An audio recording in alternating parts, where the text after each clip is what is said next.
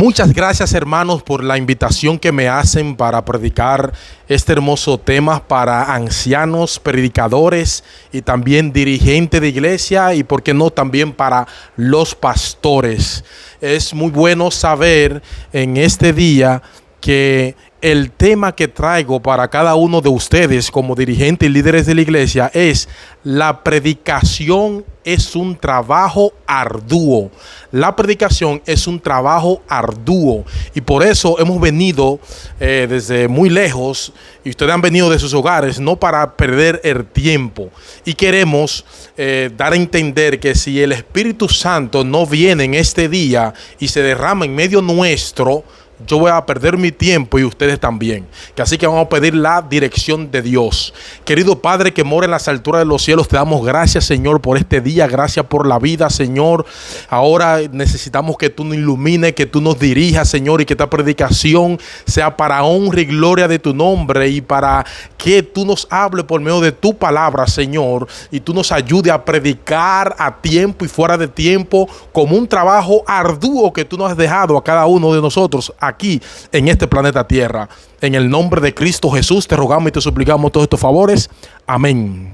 El elemento más importante del culto católico romano es la misa. No es la predicación de la palabra. Pero a raíz de la reforma del siglo XVI, los protestantes dieron tal preeminencia a la predicación en el culto congregacional. Colocaron el púlpito donde antes estaba el altar, y ese ha sido uno de los distintivos de las iglesias heredadas de la reforma a través de los siglos. El lugar central que ocupa la predicación de la palabra en sus cultos congregacionales en el día sábado del Señor, mis hermanos, lamentablemente esa perspectiva se ha ido desvaneciendo en las últimas décadas en muchas iglesias alrededor del mundo. Cada vez es mayor el número de personas que considera que la predicación jugó un papel predominante en una época de la historia de la iglesia, donde los libros eran escasos, donde no teníamos radio, ni televisión, ni internet. Pero los medios de comunicación han avanzado tanto en los últimos años que muchos se encuentran y también se cuestionan si no debiéramos ponernos a tono con la época en la que nos ha tocado vivir y ministrar. Por otra parte, también debemos reconocer, mis hermanos, mis hermanas, dirigentes de iglesia, pastores, laicos, que la sociedad, sobre todo la sociedad occidental, ha experimentado cambios trascendentales a partir de la década de los 60. Vivimos en una sociedad profundamente relativista, radicalmente secular, que tiende a rechazar toda declaración que pretenda tener validez universal, y aún de la capacidad que tiene el lenguaje hablado y el lenguaje escrito para comunicar las ideas en una forma objetiva y significativa. De hecho, hermanos, esta es una época en que las imágenes visuales parecen tener más preeminencia que las palabras. Sobre todo si el mensaje que tú quieres transmitir tiene más de 140 caracteres, y a la luz de esa realidad, muchos se preguntan si la iglesia no debiera buscar otras formas más creativas de transmitir el mensaje del evangelio. ¿No deberíamos acaso reducir el tiempo de la predicación en nuestros cultos, o sustituirla por videos, por dramas o por grupos de discusión? Bueno, ese es el tema, amigo y hermano, que está en este día, que yo quisiera considerar con ustedes como dirigente de iglesia, como anciano de iglesia, como pastores de la iglesia en este lindo día. El tema que me ha tocado es la predicación en el siglo XXI. Y quiero que vayan conmigo, por favor, a la segunda carta de Timoteo, carta de Pablo a Timoteo, capítulo 3, versículo 14, y vamos a leer hasta el capítulo 4, desde el versículo 1 al 5, y dice así la palabra del Señor: pero persiste tú en lo que has aprendido y te persuadiste, sabiendo de quien has aprendido y que desde la niñez has sabido las sagradas escrituras, las cuales te pueden hacer sabio para la salvación por la fe que es en Cristo Jesús. Toda escritura es inspirada por Dios y útil para enseñar, para redarguir, para corregir, para instruir en justicia, a fin de que el hombre de Dios sea perfecto, maduro, enteramente preparado para toda buena obra. Te encarezco delante de Dios y del Señor Jesucristo, que juzgará a los vivos y a los muertos en su manifestación y en su reino, que prediques la palabra, que inste a tiempo y fuera de tiempo, redarguye, reprende, exhorta con toda paciencia y doctrina, porque vendrán tiempos cuando no sufrirán la sana doctrina, sino que teniendo comezón de oír, se amontonarán maestros conforme a su propia concupiscencia, y apartará de la verdad el oído y se volverán a las fábulas. Pero tú, sé sobrio en todo, soporta las aflicciones, haz obra de evangelista, cumple tu testimonio. A través de la historia de la iglesia, ha habido siempre quienes se han negado a amar la sana doctrina. Con todo, a medida que se acercan el fin, empeorará la situación. Muchos afirmarán que son creyentes, congregan en iglesias, aparentarán reverencia a Dios, pero no tolerarán la fe apostólica original del Nuevo Testamento, ni la exigencia bíblica de separarse de la injusticia. Apartarán de la verdad el oído. Quienes se aparten de la verdad desearán que la predicación contenga menos exigencias que la del verdadero evangelio. No aceptarán los pasajes de la palabra de Dios que tienen que ver con el arrepentimiento, el pecado, la condenación y la necesidad de santidad y de separación del mundo. Dirigentes, pastores de iglesia, se amontonarán maestros conforme a sus propias concupiscencias. Estos supuestos creyentes no buscarán pastores que se conformen a las normas de la palabra de Dios, sino que buscarán a los que se conforman a sus deseos egoístas y mundanos. Escucharán a predicadores elocuentes que los sepan entretener y cuyos mensajes les aseguren que no dejan de ser creyentes, aunque vivan según la naturaleza pecaminosa. El Espíritu Santo advierte a todos los que se mantienen fieles a Dios y se someten a su palabra, que esperen persecuciones y sufrimientos por causa de la justicia. Siempre se debe ser fiel al Evangelio del Nuevo Testamento y también del Antiguo Testamento. La palabra descrita de Dios debe ser la norma suprema de fe y conducta cristiana. Se debe usar la palabra de Dios inspirada por el Espíritu Santo como la plena y suficiente guía por la cual se debe juzgar lo que se cree y se hace.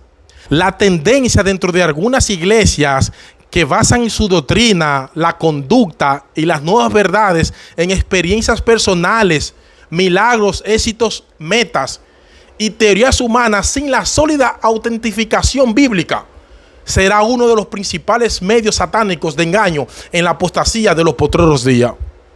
Como muchos de ustedes seguramente saben, 2 Timoteo capítulo 3, verso 16, es un pasaje clave del Nuevo Testamento para probar la inspiración de las Escrituras. Sin embargo, mis hermanos, es sumamente importante que tengamos en cuenta que el apóstol Pablo no está escribiendo aquí un tratado teológico sobre la doctrina de la inspiración. El apóstol Pablo tampoco está dando una clase de bibliografía o bibliología. Pablo está aquí advirtiéndole a su hijo en la fe contra el peligro de los falsos maestros. Pablo sabe que le queda poco tiempo, como él mismo señala en el versículo 6 del capítulo 6, él sabe que las falsas doctrinas van a ser una amenaza continua a través de toda la historia de la iglesia. Así que era urgente que hombres como Timoteo asumieran el reto de aferrarse al evangelio de Cristo, persistir en el evangelio en medio de una creciente apostasía. Miren otra vez lo que dice el versículo 14. Pero persiste tú. Esto es lo que hacen los falsos maestros. Ellos se vuelven a las fábulas, ellos distorsionan la verdad, pero persiste tú en lo que has aprendido y te persuadiste, sabiendo de quien has aprendido y que desde la niñez has sabido las sagradas escrituras, las cuales te pueden hacer sabio para la salvación por la fe que es en Cristo Jesús. He ahí la primera exhortación de Pablo a Timoteo que nosotros encontramos en este pasaje. Persiste en la palabra, persiste en las escrituras. Y es obvio, mis hermanos, que Pablo se está refiriendo aquí primeramente a las escrituras del Antiguo Testamento. Porque cuando Timoteo era un niño, el Nuevo Testamento ni siquiera se había comenzado a escribir.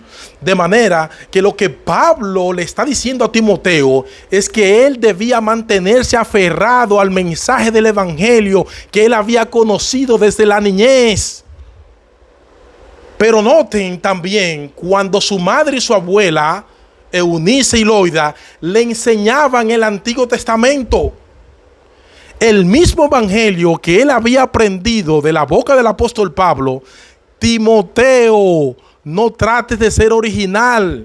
Timoteo, mantente aferrado a lo que aprendiste desde que era un niño, cuando tu mamá te enseñaba las historias del Antiguo Testamento, porque solo ellas pueden impartir la verdadera sabiduría, aquella sabiduría que nos lleva a confiar únicamente en Cristo para la salvación de nuestras almas. Y esto nos enseña, mis hermanos dirigentes de iglesia, que el Antiguo Testamento no es un conjunto de historias desconectadas entre sí, de las cuales nosotros podemos sacar algunas lecciones moralizantes.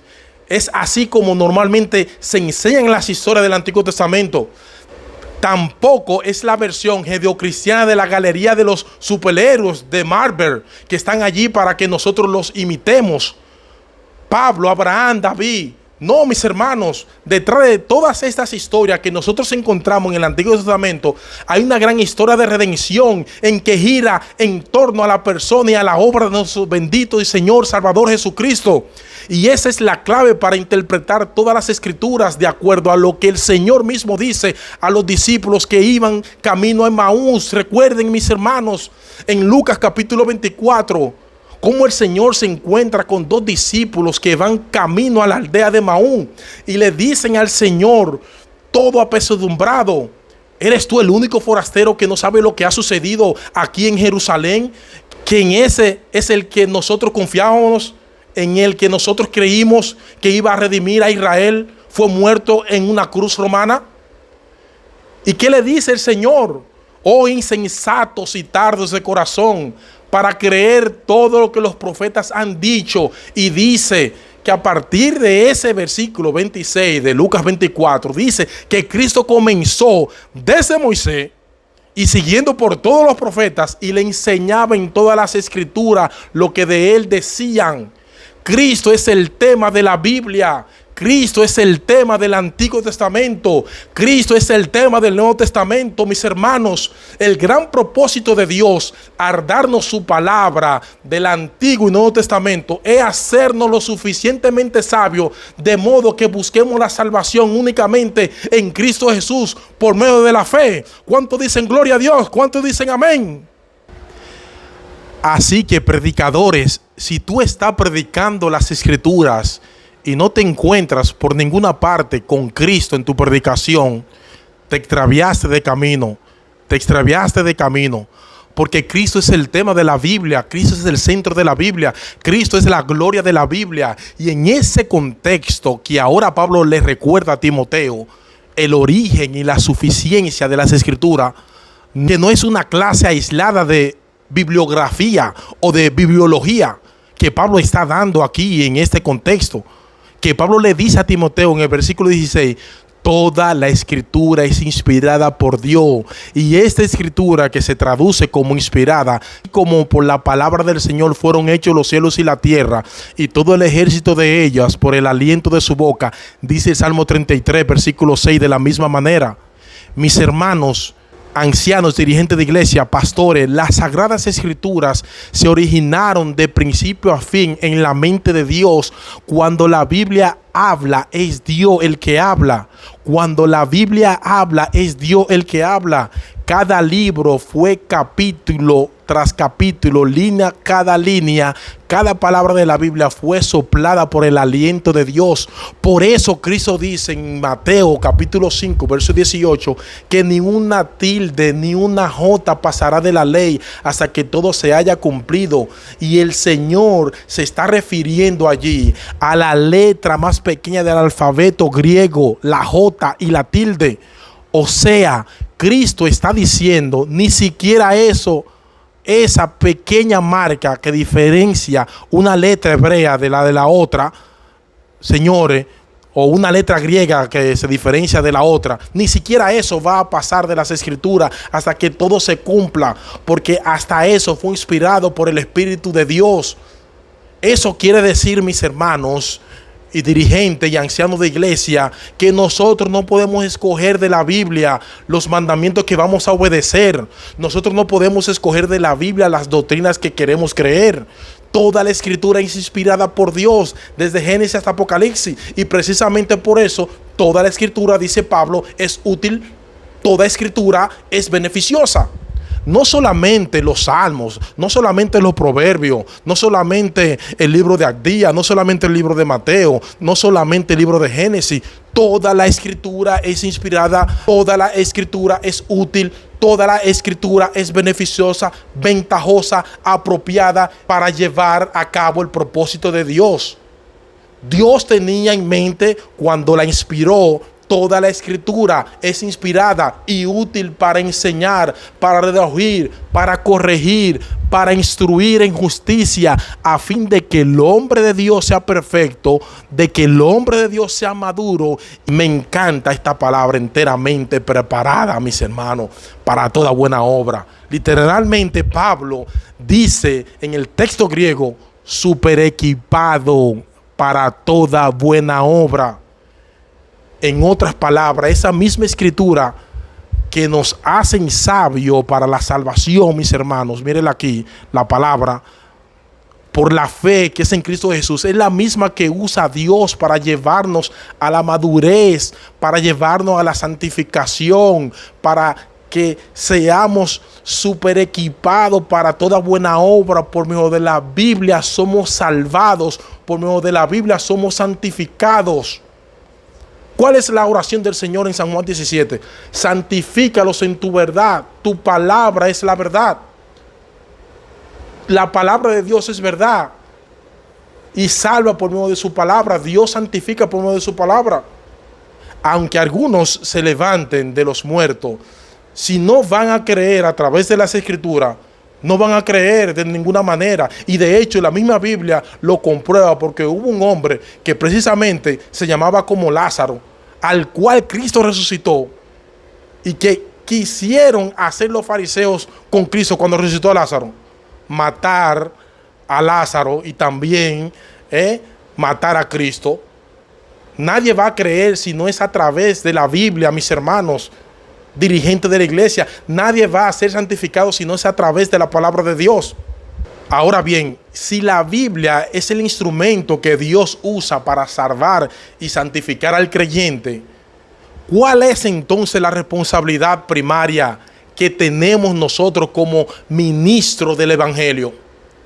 Y eso nos lleva a la segunda exhortación que el texto del capítulo 4 de 2 de Timoteo, que dice: te encarezco delante de Dios y del Señor Jesucristo, que juzgará a los vivos y a los muertos en su manifestación y en su reino, que predique la palabra.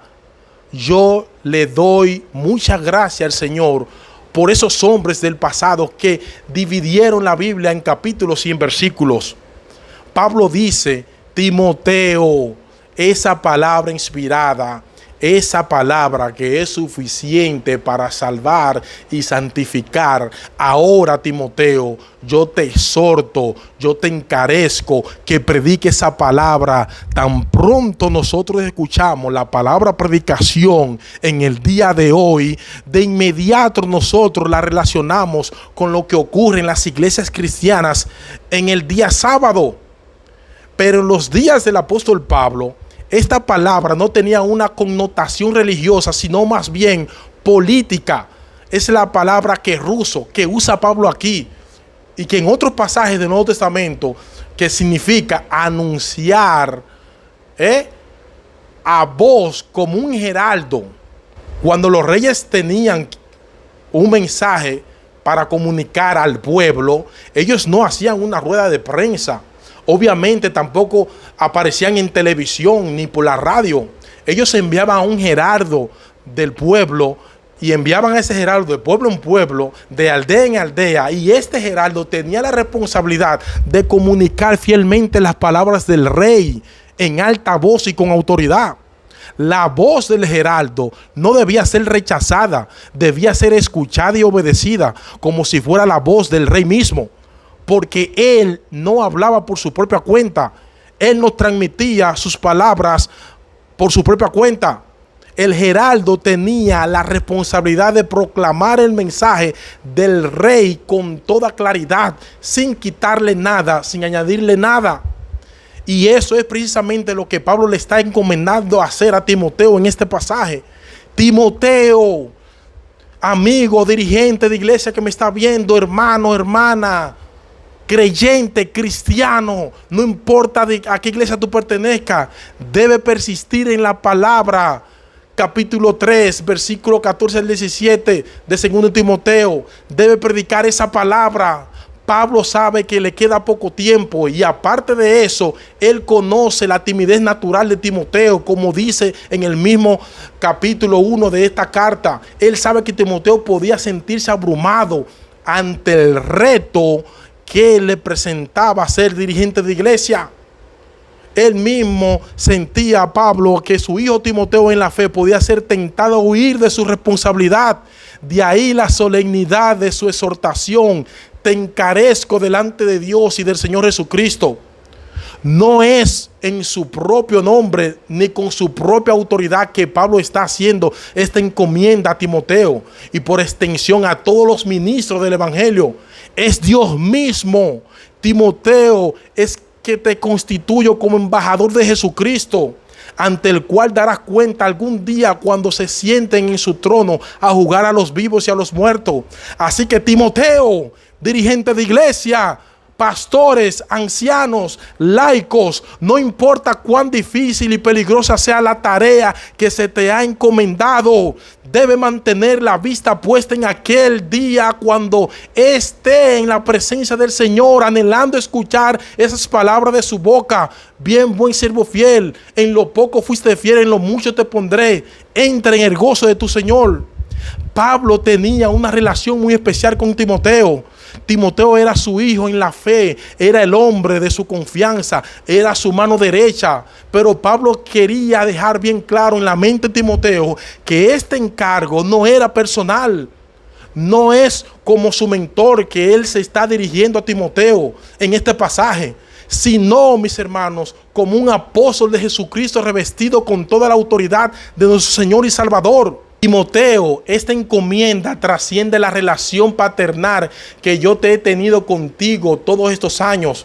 Timoteo, es delante de Dios y delante de Jesucristo que te estoy encomendando esta hora, que predique la palabra. Dirigente de iglesia, pastor de iglesia, anciano de iglesia, laico, Jesucristo te está encomendando en esta hora que predique la palabra. Queridos pastores, predicadores, cada vez que nosotros venimos al púlpito a predicar la palabra, debemos recordar que la única evaluación que cuenta no es la que los hermanos te dan en la despedida, en la puerta al final de cada servicio o sermón. Y muchos de ellos son sumamente benévolos y nos dicen: oh, qué buen sermón, pastor, qué buen sermón, hermanos, gracias, me ayudó bastante. Oh, mucho, no importa cuánto hayamos tergiversado aún la palabra de Dios.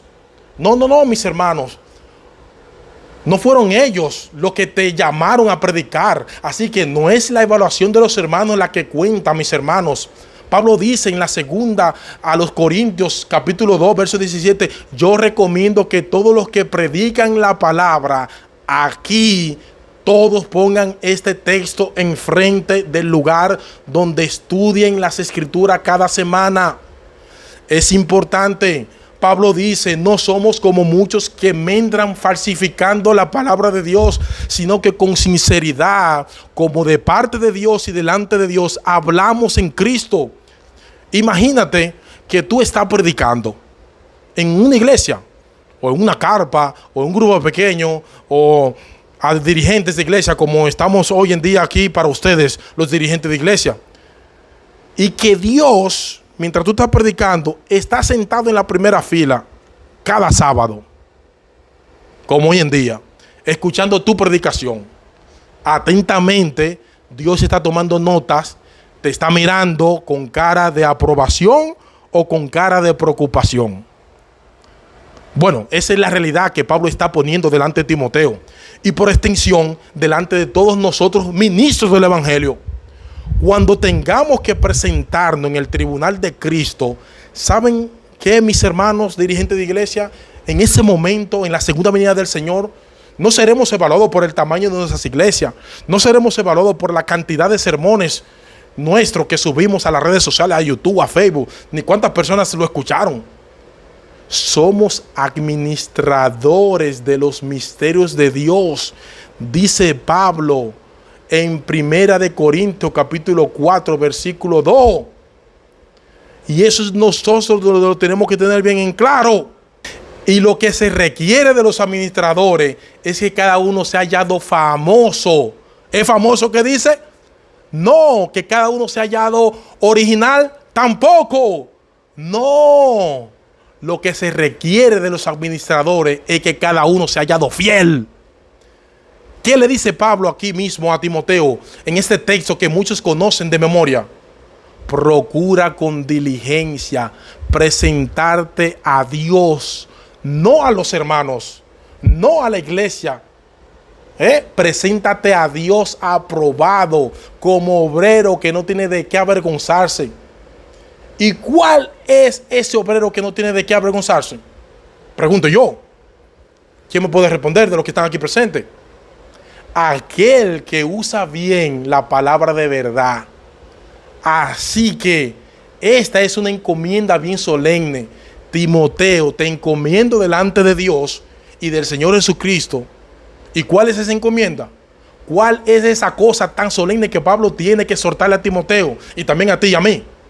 Pablo tiene que exhortar a Timoteo de vista de tanta seriedad que predique la palabra, si toda la escritura es inspirada por Dios y suficiente para salvar y para santificar. Entonces, Timoteo, dedica todo tu esfuerzo. Hermano que me está viendo, dirigente de iglesia, dedica todo tu esfuerzo. ¿Para qué? Para predicar la palabra. Esa palabra debe ser tu centro en tu corazón y centro de tu ministerio. Predica la palabra. ¿Saben? Que yo tengo la convicción de que una de las razones por las cuales en muchos púlpitos hoy en día de nuestras iglesias, que el púlpito es el timón de la iglesia, así como un barco tiene un timón, un avión tiene un timón, y hoy no se está predicando la palabra de Dios. ¿Le digo por qué? Porque los predicadores ya perdieron la confianza en la inspiración y la suficiencia de las escrituras. Ese es el problema. Timoteo, predica la palabra, porque solo la palabra es inspirada por Dios. Solo la palabra salva, solo la palabra santifica. Solo la palabra salva. Ahora, ¿qué significa eso? ¿Qué significa predicar la palabra? ¿Qué significa predicar la palabra? Eso mismo, mis hermanos, predicar la palabra de Dios.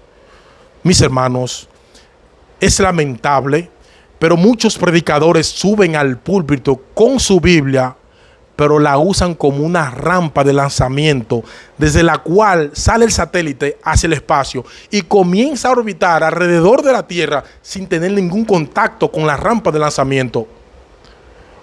Ellos citan la Biblia y después comienzan a hablar de un montón de cosas y teorías, estadísticas y datos científicos y no se conectan con el Espíritu Santo para que esa predicación la persona salga transformada. Predica la palabra. Nosotros fuimos llamados a proclamar lo que Dios ha dicho en su palabra. En vez de usar, mis hermanos, en vez de usar la palabra como una excusa para dar a conocer nuestras opiniones y pensamientos. Por eso alguien decía que los predicadores necesitamos recordar continuamente que el poder de la predicación no reside en la predicación. ¿Oyeron bien eso? El poder de la predicación no reside en la predicación, sino en su contenido. En otras palabras, mis hermanos, mis hermanas, dirigentes de iglesia, no es nuestra predicación la que hace eficaz el evangelio. Es el evangelio lo que hace eficaz nuestra predicación. Así que no nos presentamos al púlpito para exponernos a nosotros mismos. Si nosotros no tenemos ningún valor como ser humano y tenemos solamente valor cuando nos dejamos utilizar de parte de Dios, no venimos al púlpito a echar chistes, a hacer que el público se ría. No venimos al púlpito a dar una charla de autoayuda. No venimos al púlpito a decir a las personas cómo vivir su mejor vida ahora. Martín Lutero decía, el púlpito es el trono de la palabra de Dios. El púlpito es el trono de la palabra de Dios. Amén, aleluya, gloria a Dios. El púlpito es el trono, no del predicador. El púlpito es el trono de la palabra de Dios. Esa es la palabra que debe ser expuesta para la gloria de Dios y para el bien de las almas que nos escuchan cada sábado. Es sorprendente pensar en el Señor Jesucristo como predicador. San Marcos resume el ministerio del Señor en Galilea como vino predicando el evangelio del reino de Dios. Dios tiene un solo hijo y es predicador. Jesús vino predicando. Ahora, escuchen lo que dice Jesús de su predicación. Mi doctrina no es mía, sino de aquel que me envió. El que quiera hacer la voluntad de Dios conocerá si la doctrina es de Dios o si yo hablo por mi propia cuenta. El que habla por su propia cuenta, su propia gloria busca. San Juan capítulo 7. El que expresa sus propias opiniones está buscando su propia gloria. Pero el que busca la gloria de Dios predica la palabra de Dios. Escuchen a Cristo otra vez, porque yo no he hablado por mi propia cuenta. Me encanta esto. El Padre que me envió, Él me dio mandamiento de lo que he de decir y de lo que he de hablar. Y sé que su mandamiento es vida eterna. Así pues, lo que yo hablo, lo hablo como el Padre me lo ha dicho. ¡Wow! Gloria a Dios. El Hijo de Dios, el Dios encarnado, está hablando allí. La segunda persona de la Trinidad no se atrevió a hablar por su propia cuenta. ¿Quiénes no somos nosotros, mis hermanos, para hablar de nosotros mismos y por nuestra propia cuenta? Si hay algo que la iglesia necesita con urgencia, y yo no estoy usando la palabra urgente porque suena bien desde aquí, el púlpito es porque es urgente. Si hay algo que la iglesia de nuestra generación, de la actualidad, de ahora necesita urgente, son predicadores que se dediquen en cuerpo y alma a interpretar, explicar, exponer y aplicar las sagradas escrituras. La debilidad de la iglesia en nuestra generación se debe en gran medida a la debilidad de sus púlpitos. Y vuelvo a repetir esto.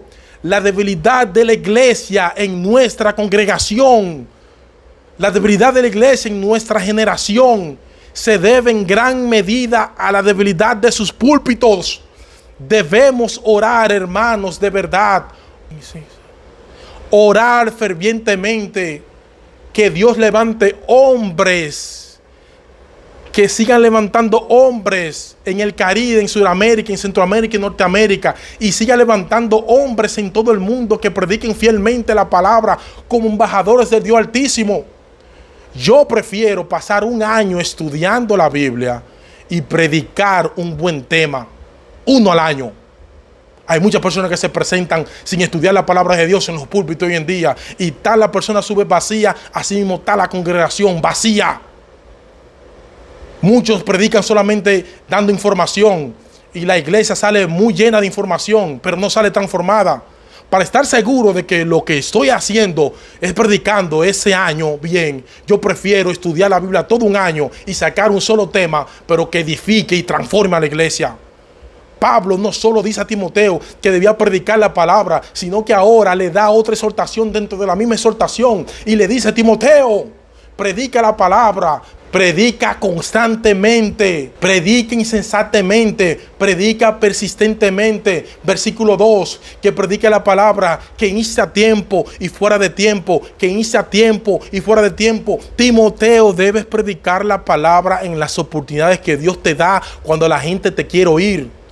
Pero también debe predicar cuando el tiempo no parece propicio y cuando la gente no quiere seguir oyendo a tiempo y fuera de tiempo. Eso fue lo que le dijo el Señor a Ezequiel.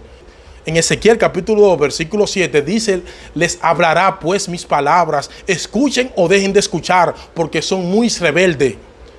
Ezequiel predica la palabra, Timoteo predica la palabra. La palabra hay que predicarla, mis hermanos, no importa cómo responda el auditorio, predica la palabra. Escuché a alguien decir recientemente que nosotros no debemos mantenernos predicando fielmente la palabra de Dios solo cuando nos parece que está viendo frutos. Hay personas que están predicando la palabra en la iglesia. Si parece no haber fruto, bueno, déjame decirte, mis hermanos, lo que de ninguna manera debe hacer: no debes dejar de predicar la palabra para hacer otra cosa que parecen más atractivas, que parecen más emocionantes y que probablemente darán frutos artificiales. Mantente predicando la palabra de Dios a tiempo y fuera de tiempo, que sabes lo que puede ocurrir, que si el Señor lo quiere, porque Él es soberano a su tiempo, Él te visitará y usará la palabra de su boca para traer vida en medio de un valle de huesos secos. Recuerden a Ezequiel 37, ese valle lleno de huesos secos, y el texto dice: secos en gran manera. ¿Vivirán esos huesos? Tú lo sabes, Señor. Bueno, Ezequiel profetiza sobre esos huesos, y el Espíritu de Dios, por medio de la palabra, trajo vida en medio de un valle de huesos secos. Predica la palabra tenazmente, predica la palabra sin cesar. Por otra parte, Pablo exhorta a Timoteo a predicar la palabra pastoralmente, que predique la palabra, que inicie a tiempo y fuera de tiempo, mis hermanos. Redarguye, reprende, exhorta con toda paciencia, doctrina, muchas cosas que el pastor tiene que hacer por medio de la palabra de Dios. Y créeme, si predicamos fielmente todo el consejo de Dios con toda seguridad, vamos a exponer el error, vamos a exponer los pecados de los que nos escuchan para poder traerlos a la fe y al arrepentimiento. Debemos reprender, debemos redarguir, debemos confrontar claramente el pecado, aún sabiendo que ese tipo de predicación no es de agrado de todo al mundo. Oí la historia una vez de unos diáconos que se acercaron al pastor y le dijeron: bueno, pastor, por la reacción que hay en la gente de la iglesia, parece que usted está rascando el gato al revés. Y este pastor le dijo muy sabiamente: entonces volteen al gato. Sí, dirigente, volteen al gato. Yo voy a seguir predicando lo que tengo que predicar, pero no te quedes ahí, hermano y amigo que me está viendo. Pablo le dice a Timoteo que él debe también exhortar alentar, estimular con toda paciencia y doctrina. Luego de haberle mostrado su pecado, llévalo a la cruz, no lo dejes en su pecado, mis hermanos. La culpa no motiva. Y la culpa viene de Dios. La culpa es el aparato sensitivo que Dios le ha dado al alma para saber que algo no anda bien. Pero Dios nos dio la culpa. ¿Saben para qué? Para llevarnos a la fe y al arrepentimiento. Para llevarnos y atraernos con cuerdas de amor a la cruz del Calvario. Así que confróntense. Pero luego llévalo a la cruz, donde Cristo pagó nuestra deuda con la justicia de Dios. Muéstrale a Cristo, llévalo a Cristo ahora. Es interesante que Pablo le diga a Timoteo, exhorta con toda paciencia y doctrina. ¿Por qué? Con toda paciencia, mis hermanos. Porque Dios tiene su tiempo para obrar por medio de su palabra. Y yo no sé si ustedes se han dado cuenta, pero generalmente el tiempo de Dios no coincide con el nuestro.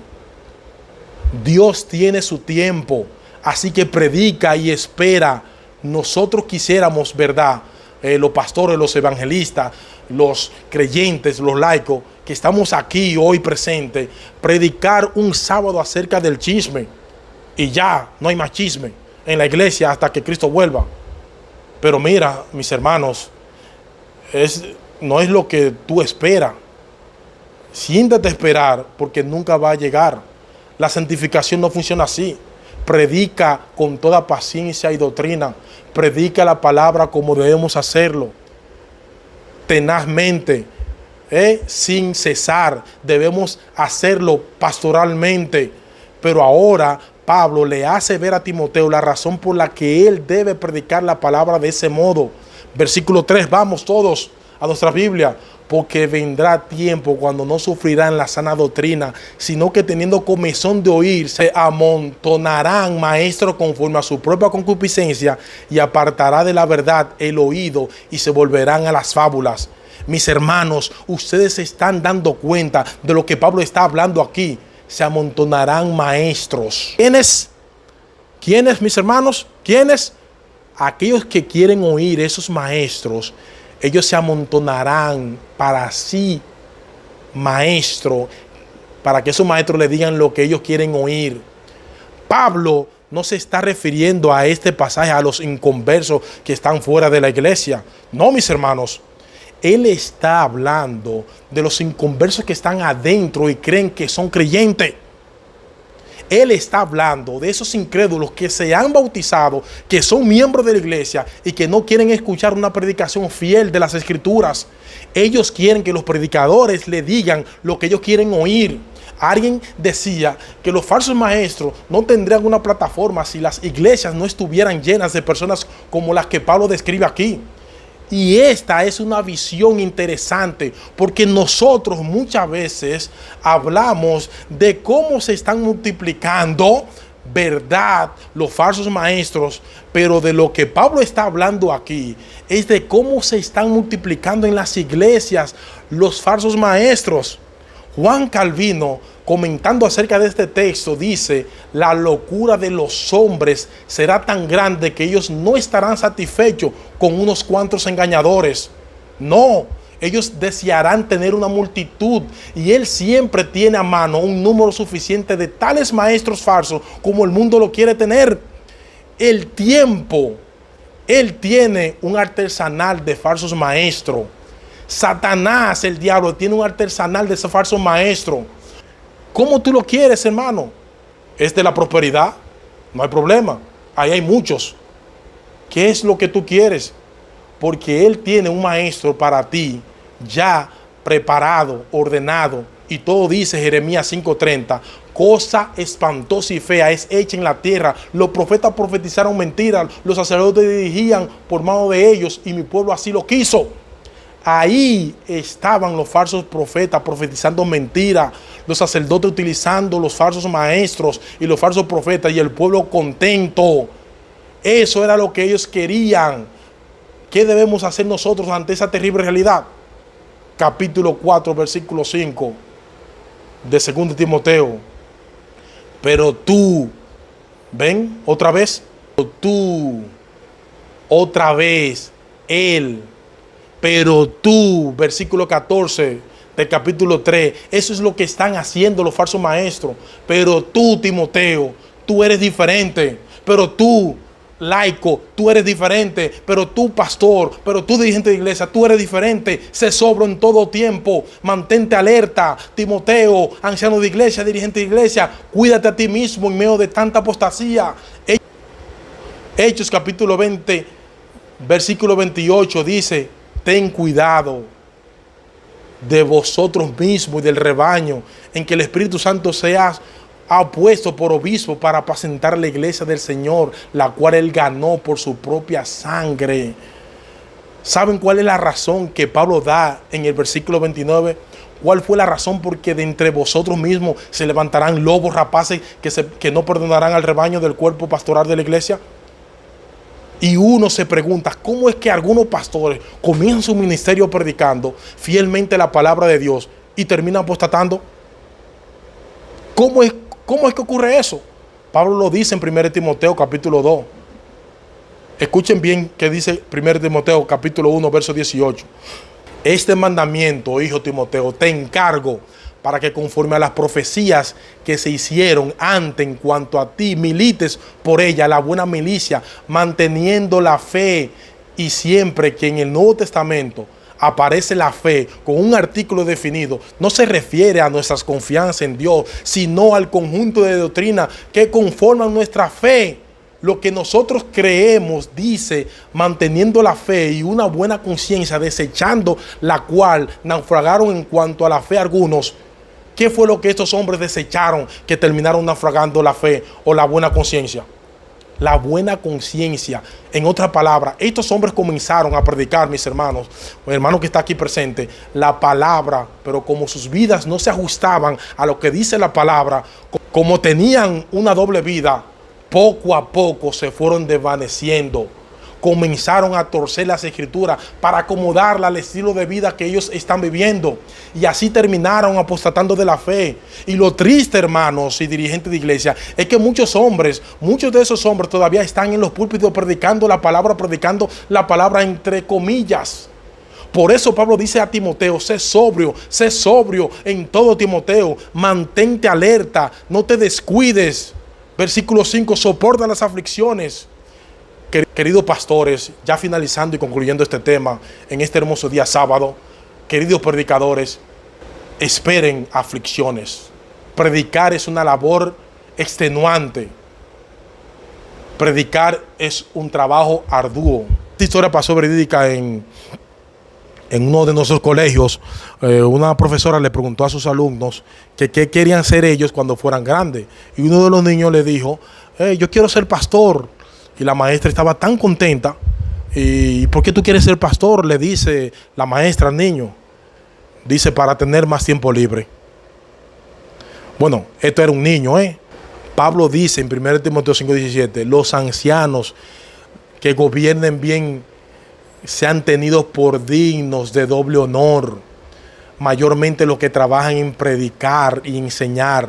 Y la palabra copiado, la palabra griega que aparece allí, es la misma palabra que se usa en Apocalipsis capítulo 2, verso 2, cuando el Señor le dice a los hermanos en Éfeso: yo conozco tu arduo trabajo y paciencia. La predicación es un trabajo arduo.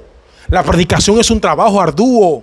Y esto es una nota de aliento para todos los predicadores aquí que están presentes en este día.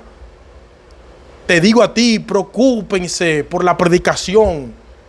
Es difícil. Los primeros 50 años, la predicación es difícil, señores. La predicación no es algo fácil. Para explicar la Biblia con claridad y aplicar al corazón, señores, el sermón de cada sábado, necesitamos, mis hermanos, llegar día tras día, sumergiendo en la palabra de Dios, y así nosotros presentar el evangelio puro y eficaz. Que cada sermón de cada sábado sea para transformar vidas, para transformar un pueblo que espera a Cristo, que viene pronto por segunda vez. Predicador, recuerda que tú eres un blanco de ataques del diablo. Los predicadores son un blanco de ataque del enemigo. soporta las aflicciones, haz obra de evangelista, Timoteo, Pablo le dice a Timoteo, predícale el evangelio a los perdidos, y cuando se conviertan al Señor y vengan a la fe y al arrepentimiento, síguelo, porque eso es exactamente lo que ellos necesitan para poder crecer en su fe. El evangelio no es un ABC de la vida cristiana. El evangelio es desde la A hasta la Z de la vida cristiana. La obra de ser evangelista, finalmente cumple tu ministerio. Miren, mis hermanos, lo que importa aquí no es cómo empezamos, es cómo terminamos. ¿Cómo va a terminar tú tu ministerio? ¿Cumple tú tu ministerio como siervo de Dios? Muchos siervos de Dios se descuidan al final de su vida y concluyen su ministerio en una forma muy distinta a cómo empezaron. Cumple tu ministerio, cuídate, Timoteo, cuídate, hermano dirigente, para que termines bien. Es verdad que el mundo ha cambiado mucho en las últimas décadas, pero ¿saben qué? El evangelio nunca ha sido potable para el hombre incrédulo, ni la metodología de proclamación tampoco. La predicación no fue útil en el tiempo del Señor y en el tiempo de los apóstoles. Nunca la cultura ha sido favorable a la predicación del evangelio. Piensen en Roma, los romanos, el imperio que gobernaba el mundo en aquellos días. Una de las mayores dificultades de los romanos para aceptar el evangelio era el orgullo que ellos tenían de su poder. Ahora imagínense, mis hermanos, el desprecio que estos romanos tendrían que sentir por la predicación del evangelio. Los cristianos proclamaban que el Salvador del mundo era un judío que había sido crucificado en una cruz precisamente por un precursor romano. Eso no tenía ningún sentido. ¿Cómo podía ser el Salvador un hombre que ni siquiera pudo impedir que lo llevaran a la cruz? Y para colmo, sus seguidores no contaban con ninguna cosa espectacular para ganar adeptos. Lo único que hacían era predicar la palabra, hablar de ese Señor y de esa obra redentora. Sin embargo, ahí está Pablo queriendo ir a Roma a predicar el evangelio. ¿Saben por qué? Porque no me avergüenzo del evangelio, porque es poder de Dios para salvación a todo aquel que cree.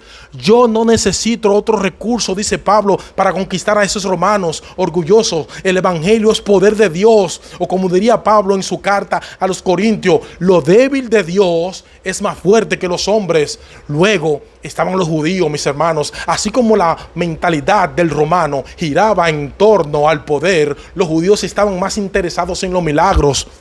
¿Ven que no hay nada nuevo debajo del sol? Los judíos piden señales, dice Pablo. Ellos querían ver demostraciones visibles de la veracidad del evangelio. ¿Cómo podían ellos aceptar la idea de un Mesías crucificado? La predicación del evangelio era un tropiezo para los judíos, dice Pablo, una piedra de escándalo. Y por último estaban los griegos, orgullosos de su filosofía, orgullosos de su oratoria. Cuando los primeros predicadores del evangelio se presentaron delante de esos hombres a proclamar en un lenguaje llano, en un lenguaje sencillo, que Dios había venido en carne, que había muerto en la cruz para proveer la salvación, eso no tenía ningún sentido tampoco. Así que la predicación del evangelio, amigo y hermano que me está viendo, creyente, no era potable para los romanos, no era potable para los judíos, no era potable para los griegos. La predicación del evangelio no era potable para los tiempos de Jesús. Y sin embargo, los apóstoles no buscaron otras alternativas. Ellos sabían que ese era el instrumento por excelencia que Dios habría de usar para salvar a los pecadores. Dios escogió la locura de la predicación para salvar a los creyentes. Yo predico a Cristo y este crucificado, para los judíos tropezadero, para los gentiles locura, más para los que son llamados, así judíos como griegos, Cristo poder de Dios y sabiduría de Dios. Si yo sé que la predicación es despreciada hoy, tal vez más despreciada que en ningún otro tiempo de la historia. Oh, pero mis amados predicadores, eso que muchos consideran una locura, un tropiezo y una necedad, sigue siendo poder de Dios para salvación a todo aquel que cree, y sigue siendo el alimento divino que tiene poder para fortalecer la fe de los que creen. El problema es que Satanás sabe eso, y él hace todo lo posible para que las iglesias se dediquen a hacer cualquier otra cosa que no sea predicar la palabra. El diablo le tiene pavor a la predicación, y lamentablemente hay muchos cristianos haciendo el juego. Hermanos, el espíritu de los romanos no cayó con la caída de Roma. Todavía hay personas que son adictas al poder y que les impresiona esos ministerios que hacen un despliegue de espectacularidad. Disney World en la iglesia, Marvel en la iglesia, tan tan tan tan tan tan. Tampoco han desaparecido el espíritu de los judíos ni el espíritu de los griegos. Mucha gente quiere ver señales y quieren oír discursos pomposos, pero Cristo nos ha enviado a conquistar el mundo por medio de la predicación del evangelio. Las puertas del Hades no prevalecerán cuando la iglesia predique el evangelio de Dios. Así que, hermanos, que me está viendo en este día y que me está escuchando por las redes sociales, así que, hermanos, mi hermano, predica, porque a Dios le ha placido salvar a los creyentes por la locura de la predicación. Permita a Dios que seamos engañados y seducidos a disponer nuestras armas. No importa cuánto haya cambiado el mundo desde entonces, el evangelio sigue siendo poderoso porque proclama un poderoso Salvador, nuestro bendito Señor Jesucristo. Que el Señor nos conceda continuar siendo fieles a Él, mis hermanos, hasta que estemos en su presencia, de tal manera que podamos escuchar de sus labios: bien, buen siervo fiel, sobre poco has sido fiel, sobre mucho te pondré, entra en el gozo de tu Señor. Y para concluir, a los dirigentes de la iglesia, a los pastores de las congregaciones locales y los funcionarios administrativos, hacen bien en recordar que el Señor Jesús lo ha hecho responsable de la sangre de todas las personas bajo su cuidado. ¿Y dónde dice eso la Biblia? En Hechos capítulo 20, versículos 26 al 27. Por tanto, estoy limpio de la sangre de todos, porque no he huido a anunciarlos todo el consejo de Dios. Todo el consejo de Dios. Por tanto, mirad por vosotros y por todo el rebaño en que el Espíritu Santo os ha puesto por obispo, os ha puesto como pastores, como dirigentes de iglesia, para apacentar la iglesia del Señor, la cual Él ganó por su propia sangre. Por lo general se emplea la palabra sangre en el sentido de derramamiento de sangre, es decir, el delito de homicidio. Aquí significa que Pablo no tendría la culpa si alguien pudiera espiritualmente y se perdiera para siempre. Si los supervisores no quieren que se le haga responsable de la muerte espiritual de los que están bajo su ministerio, ellos deben declararle toda la voluntad de Dios a la iglesia de hoy en día, por medio de la predicación y por medio de verdaderos predicadores fieles que prediquen la pura y santa palabra de Dios. Que Dios le bendiga y que Dios le guarde.